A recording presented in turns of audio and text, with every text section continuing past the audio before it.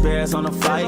Let me go tune in to Keek on the mic. He gon' make sure we get our news and highlights. When you get on YouTube, you better hit the like. Hey, what's going on, Bears fans? Thank you so much for joining me for another episode of Keek on the Mic, the podcast all about the Chicago Bears. As always, if you're new to the channel, make sure you hit that subscribe button and the notification to catch all Bears content right here on the podcast. Hey, Bears fans, I hope you guys are having a really good Thursday. We are very close to the very long weekend with Labor Day on Monday, and we're even closer to the week one matchup against the Minnesota Vikings, and we have a very loaded show today on Keek on the Mic. So a couple of different updates and things that I want to share with you guys. And as always, as we're going through each and every one of these things, make sure you guys continue to engage with me down below in the comment section. And this is once again going back to a lot of the criticism that Caleb Williams has been getting this offseason for basically no reason. Of course, you have heard guys like Colin Cowherd have a lot to say about Caleb Williams, Dan Orlowski as well. Now there's been another analyst, and once again, I'll be straight up honest with you guys. I have no clue who this guy actually is, but he's also a host with Colin Cowherd on The Herd by the name of Jason McIntyre. And he also had some pretty outlandish comments in regards to Caleb Williams. And I'm going to go ahead and share this clip with you guys. And as always, just give me your initial reaction down below in the comment section. I got to be careful with Caleb Williams. I don't want to say he's fragile at the moment, but the guy's had a lot going on. Rough rookie year. There were reports that like he was watching film by himself. Like it was not a good introduction to the NFL. He took 68 sacks last year, which tracks with what happened to him at USC his final year. He's just trying to play backyard football, just run around and try to make a play. Like that doesn't work in the NFL. It just doesn't. You need to be, Brock Purdy, drop back, process, and fire away. Like you got to do that. Now you could say, Jay, Purdy had Shanahan. This guy had a clown car of coaches. Okay, fine. Enter Ben Johnson. Well, I mean, I'm going to be real with you guys. I know Ben Johnson was one of the most highly acclaimed offensive coordinators of the last 15 years. He's certainly up there in rarefied air. He was amazing in Detroit. We don't know what he's like as a head coach. And, I mean, listen, he's doing these radio interviews. He's going to the podium, and I don't see a lot of positivity. And I want Caleb to succeed, but guys, look at like the last 6 years. Look at how many elite top 10 picks have just totally flopped. I mean, Trey Lance has been on how many teams? Zach Wilson. These guys were top 5 picks. Bryce Young is, I don't want to say borrowed time, but like if he doesn't deliver, he's going to be done. Baker Mayfield bounced around the league after a few years in Cleveland. Like a lot of the top picks don't pan out. Maybe it's not going to be until stop 2. Then you add on this Seth Wickersham book. Seth Wickersham, close to Caleb Williams, did a book on quarterbacks. And none of that stuff sounds good at all. Caleb and his family clearly wanted nothing to do with Chicago. They don't know how to deal with quarterbacks there. They've never had a great quarterback. Who's the best quarterback in Chicago Bears recent history? Rex Grossman? You have to go back to Jim McMahon in the 80s? So, I get it. But you add all this stuff up, the pressure of Chicago. Listen, if he was in Jacksonville, nobody cares. There's no media there, no media crush descending. And now you've got a reporter, like an actual guy who covers the team, saying Caleb is in danger of being benched early in the season. That doesn't happen. Here's Steve Weiss last hour on our show talking about tough love, maybe, between Caleb and Ben Johnson. I didn't see Bill Belichick ever very happy. I know Andy Reid's a nice guy, but he's not the most jovial dude up there. So, in terms of how guys appear at the press conference, I don't really know. Having been in these situations, it's like the meeting rooms and stuff. If a coach is like glazing you up or are beating you down in front of the team in the meeting rooms and really humiliating you in front of your peers, that's where things really tend to ruffle feathers. Now, some guys, get bent out of shape by what's said in the media. But and I don't know Ben Johnson. I've been around him, but he's just an intense guy. There are intense coaches. You've been around Sean McVay. That dude never relaxes. Now, he is kind of captain positive, but, there's just different coaches with different styles. I think there's a quote, praise publicly, criticize privately, or something like that. Damn it, I wish I had memorized that. But I don't hear a lot of praise from Ben Johnson. He doesn't seem happy. Overall, Bears fans, I really have no more comments for anyone that really has any negative things to say about Caleb Williams, because at this point, I just feel like it's really unwarranted. Something that my dad told me growing up, and I'm going to say it today on today's episode of Keek on the Mic. If you want people to shut up about you, you need to go out there and prove them wrong. One thing I really like about Caleb Williams is that he is inviting the tough coaching from Ben Johnson. I know that he understands that he's under a lot of pressure just due to the state of the quarterback position in Chicago, in the Chicago Bears organization. The Chicago Bears have never had a franchise guy, and he is welcoming that challenge. And Ben Johnson noted it the other day. He says, one of the things I love about Caleb Williams so far is that he is welcoming the challenge. He doesn't only want to be one of the greatest quarterbacks in Chicago Bears history. He wants to be a overall legend in the National Football League as well. And he's coming in and day out and really putting his best foot forward. And he actually even retweeted this video from Jason McIntyre. He's going to store it in his vault and use that as motivation. So once again, one of the things my dad said, hey, if you want people to shut up, you have to go out there and prove them wrong. So Caleb Williams, go out there and prove Colin Cowherd wrong. Go out there and prove guys like this, Jason McIntyre, wrong. Go prove all the haters wrong. And when you're able to lead the Chicago Bears to an NFC North title, when you hopefully become MVP, if you go out there and win a Super Bowl for the Chicago Bears, or even take the Chicago Bears to an NFC championship game, a place that the Bears haven't been in a very long time. If you can go out there and just grind it out and be the player that Ryan Poles and the Bears organization expect you to be, these guys will shut up and they will fall in line. I have all the faith in the world in Caleb Williams, and you guys should too. I know there's a lot of Bears fans out there that also don't like Caleb Williams for some apparent reason, but those Bears fans will also fall in line when he's out there being really successful for this organization. So not sure why people keep hating on the kid. And this is going on to my next point as well.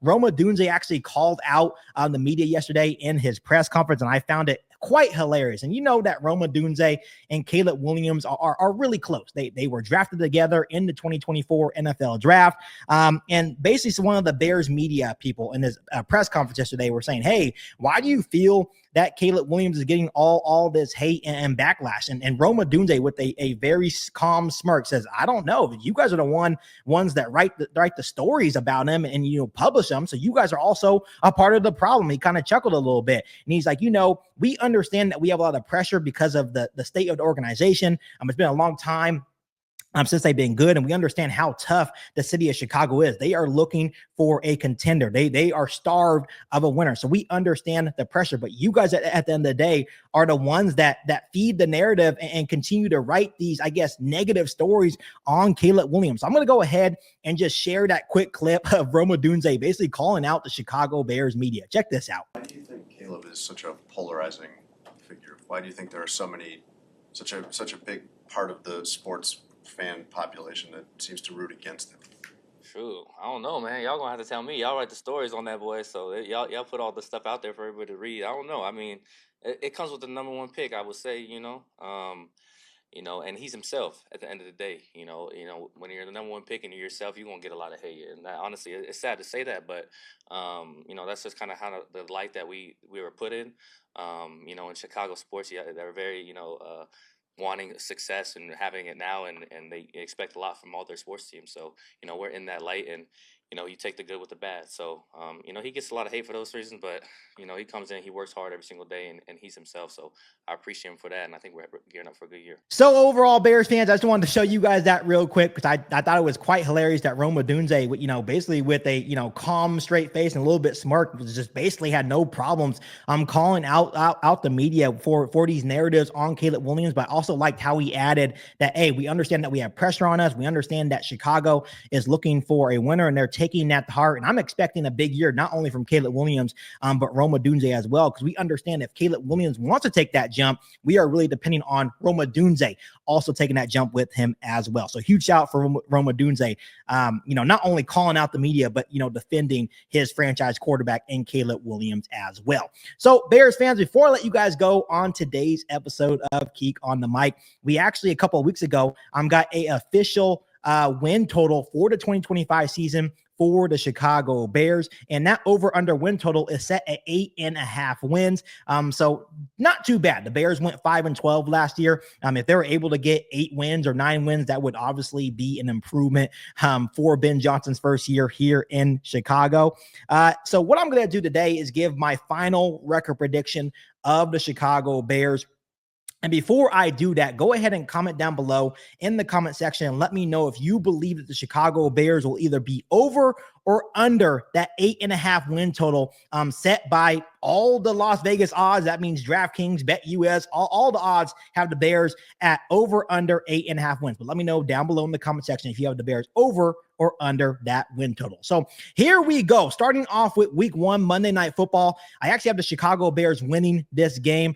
This will be JJ McCarthy's first start. I think it's going to be a tough environment for him to play. At Soldier Field, the Bears fans will be loud and rowdy. And I just think the Chicago Bears in week 1 will be the better team and will start out the season 1-0. Then Ben Johnson makes his return back to Ford Field. And I think this is going to be one of those ones that, since it's early and they're going to be still trying to figure things out on offense, I think it's going to be closer than people think. I don't think the Detroit Lions are going to blow us out, but I do think we're going to drop our first game against the Detroit Lions in week 2. Then coming back home, it's going to be the Matt Eberflus revenge game. I am really intrigued to see this game, because I know it's not going to be a warm welcome for Matt Eberflus. I do think early in the season, the Chicago Bears are a better team at home, though, and I think they're going to win this football game to go to 2-1. Then we travel to Vegas to take on the Las Vegas Raiders. I also think we win this game as well. I think Pete Carroll is going to have those guys ready to play, and you're going into a very hostile environment.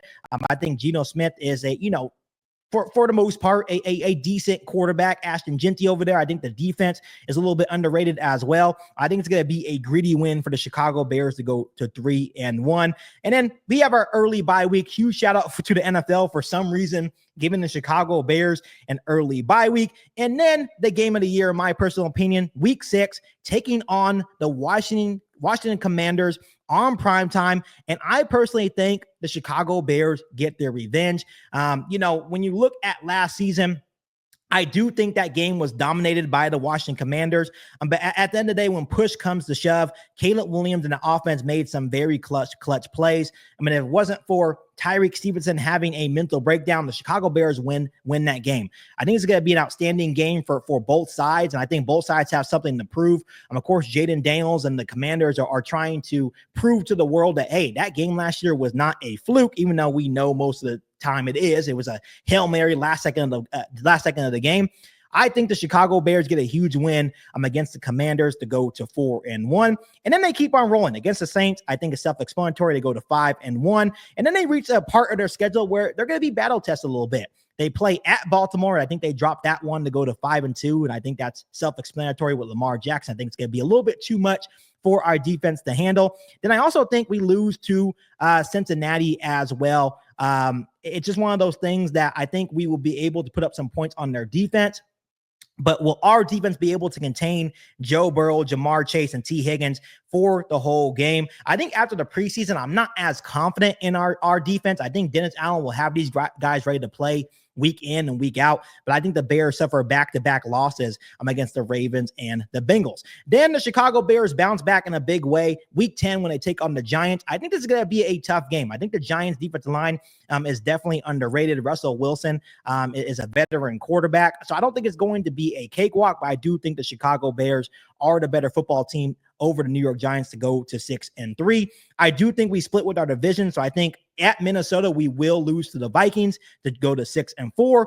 Then we get to play our owner in Aaron Rodgers. And I think the Chicago Bears beat the Pittsburgh Steelers. I think this is going to be a tough game for our offense, especially going against that daunted Pittsburgh Steelers defense. They're going to give us a tough test that day.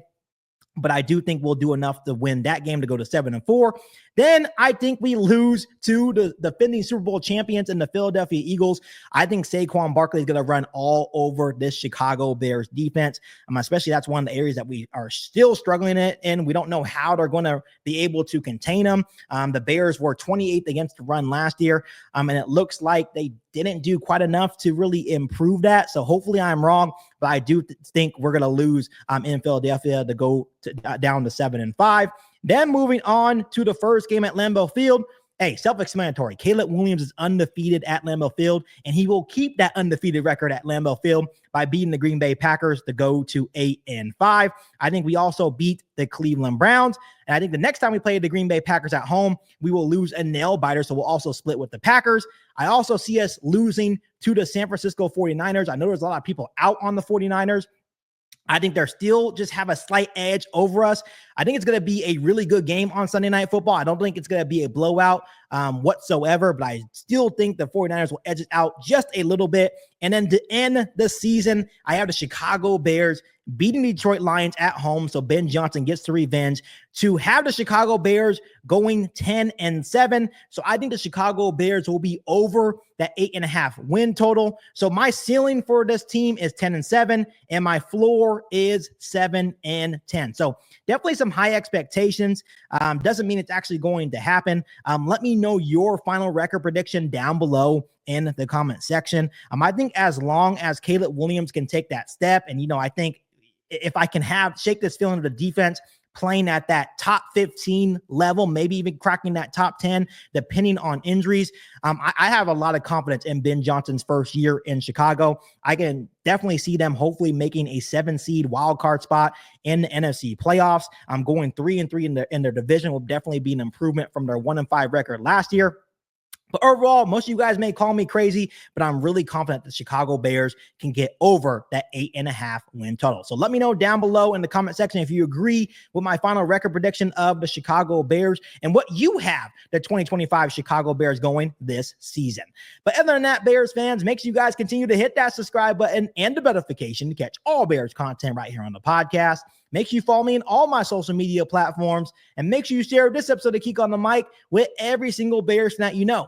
But other than that, be back for all new Bears podcasts right here on Geek on the Mic. Thanks, guys, and as always, bear down. You ain't bout it, you ain't bout it, you ain't Geek on the Mic. You ain't bout it, you ain't bout it, you ain't Geek on the Mic. You can go and subscribe, cause I be on it right. You ain't bout it, you ain't bout it, you ain't Geek on the Mic.